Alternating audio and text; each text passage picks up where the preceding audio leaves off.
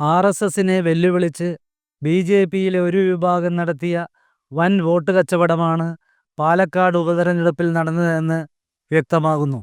ഇതിന് ചുക്കാൻ പിടിച്ചത് ഒരു കെ.പി.സി.സി ജനറൽ സെക്രട്ടറിയും കോൺഗ്രസിൻ്റെ ഒരു പഴയ സർവീസ് സംഘടനാ നേതാവും ബി.ജെ.പിയിലെ ഒരു കൗൺസിലറുമാണെന്നറിയുന്നു.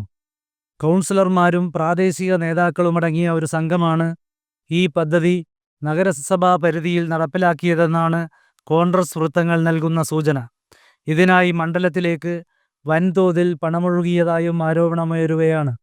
മണ്ഡലത്തിലെ ഒരു ഹോട്ടൽ കേന്ദ്രീകരിച്ച് നടന്ന പെട്ടി വിവാദവും ഈ സാഹചര്യത്തിൽ ഓർക്കേണ്ടതുണ്ട്. എന്നാൽ ഈ സംഭവം ബി.ജെ.പിയും സി.പി.എമ്മും കൈകാര്യം ചെയ്ത രീതി പാളിപ്പോയതോടെ അതും യു.ഡി.എഫിന് ഗുണം ചെയ്യുകയായിരുന്നു.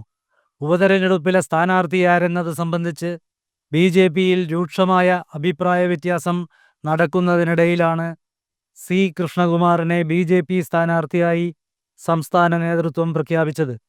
കൃഷ്ണകുമാറിനും ഭാര്യയ്ക്കുമെതിരെ മണ്ഡലത്തിൽ നിലനിൽക്കുന്ന ശക്തമായ എതിർപ്പ് മുഖവിലക്കെടുക്കാതെ സ്ഥാനാർത്ഥി പ്രഖ്യാപനം നടത്തിയ പ്രതികൂല സാഹചര്യം ബി.ജെ.പിയിലെ കോൺഗ്രസ് അനുകൂല വിഭാഗം മുതലെടുക്കുകയായിരുന്നു.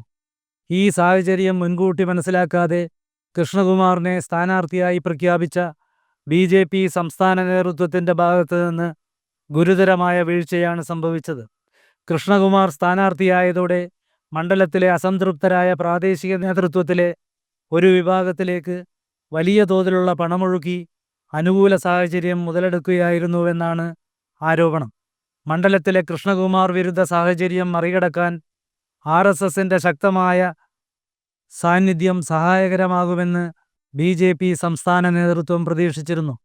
സമീപകാലത്തൊന്നുമില്ലാത്ത രീതിയിൽ സംഘത്തിൻ്റെ സംസ്ഥാന നേതൃത്വമടക്കം രംഗത്തിറങ്ങിയിട്ടും അവരെ വെല്ലുവിളിച്ച് നടന്ന വോട്ടുമറിക്കൽ വരാനിരിക്കുന്ന നാളുകളിൽ സംഘപരിവാർ രാഷ്ട്രീയത്തിൽ വലിയ പ്രത്യാഘാതം സൃഷ്ടിക്കുമെന്ന കാര്യത്തിൽ സംശയമില്ല.